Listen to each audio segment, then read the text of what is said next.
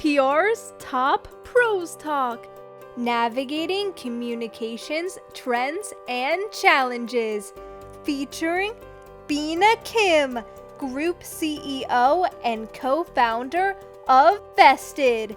And here's your host, Doug Simon. Binna, you talk about the tough job that communicators have ahead. What's the number one challenge you feel that communicators are facing?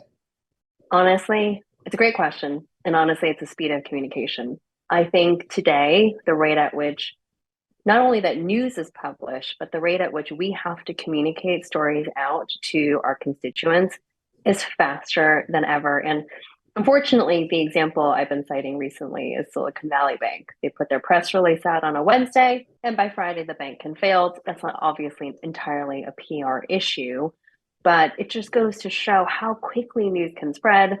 A lot of it driven through social media, through text, Twitter, forums that ultimately led to the bank's demise on a Friday. And that's 48 hours in which a communicator has to attempt to control a narrative that has gone contagious. It's almost impossible. So what I'd say is today, I think, especially with the attention economy, the speed at which things have to be communicated is a huge challenge for all of us communicators.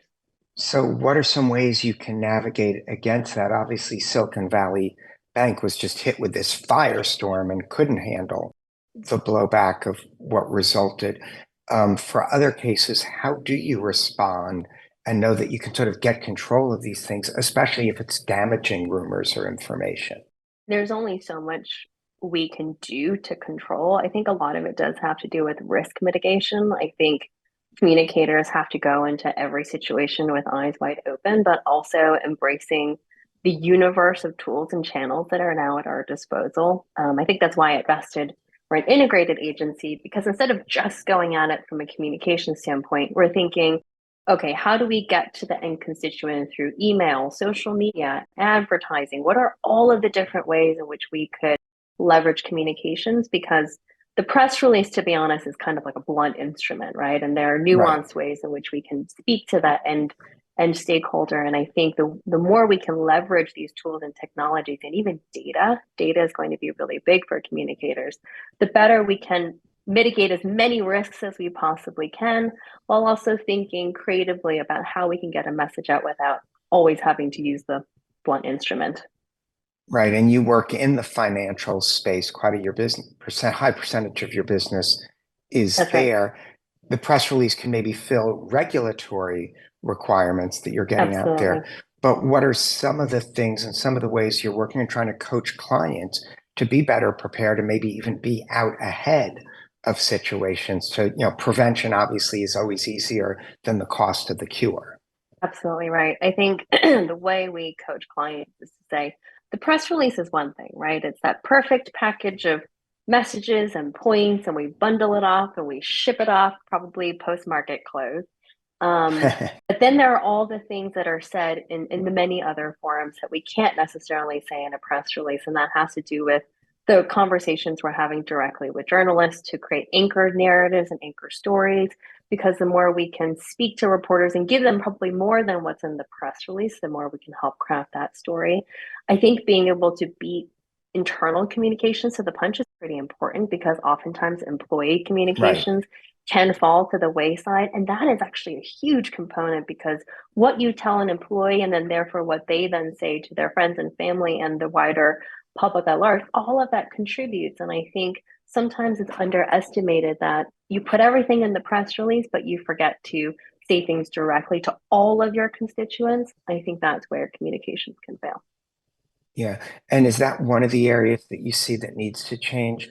More focus on internal communications? And we've actually seen a closer tie between external and internal. For example, when we're doing satellite media tours, we always encourage the client, as more spokespeople are with the actual company than third-party experts, to communicate internally and take that as an opportunity, because the employee base will trust more what the company goes on the record and says on TV than maybe an in-house That's right. communication. Internal is external, to be honest. And I think you see a lot of this happening when, unfortunately, you'll see internal town halls or employee wide recordings recorded and then shared on social media. suddenly internal is external. And I think definitely over the last few years, you've seen internal and external teams working hand in hand. I would say COVID did play a pretty decent role in that because I think the pandemic was a totally new experience for Right. most brands, and it forced brands to think about what are we telling our employees about what we're doing, what about their safety, their health, their wellness, how who are we putting in the field, who are we not, are people coming into the office? And that was an internal and an external communication challenge all at once. And so during the pandemic, what we saw was one, these teams coming together, working more tightly together than ever before, but also interestingly a huge focus on the development of the employer brand, which is what does a brand stand for as a place to work? And that trend continues today, even in this economy. I think the development of brands as employer brands has become pretty critical. Yeah, and leadership plays a role there. And you like talking about different styles of leadership. Why don't we maybe top line it and then we can get into what are the implications of each style and what do organizations need to do to evolve? But first, what's sort of the top line of the different styles of leadership that you're seeing? Leadership is pretty diverse, and I say diverse in the many components of that word. And I think I'm excited about, obviously boardroom and corner office diversity, I would say. But I generally think of it as the importance of diversity of perspective, meaning I think to be a great leader, you have to have a team, a management team of people who all bring different ideas and perspectives to the table. And sure, ethnicity, gender, socioeconomic status, upbringing, all of those things play a role in that diversity of perspective. And that diversity also means you're going to have diverse forms of leadership. And I like to say that I think maybe coming out of sort of like the 70s and 80s and early 90s, there was sort of this style of leadership that was probably embraced, which was sort of like relentless growth, brutal management. Um, I think in more recent years, especially with new generations entering into the workforce, certainly with regards to the COVID pandemic, I think there's a huge focus now on listening.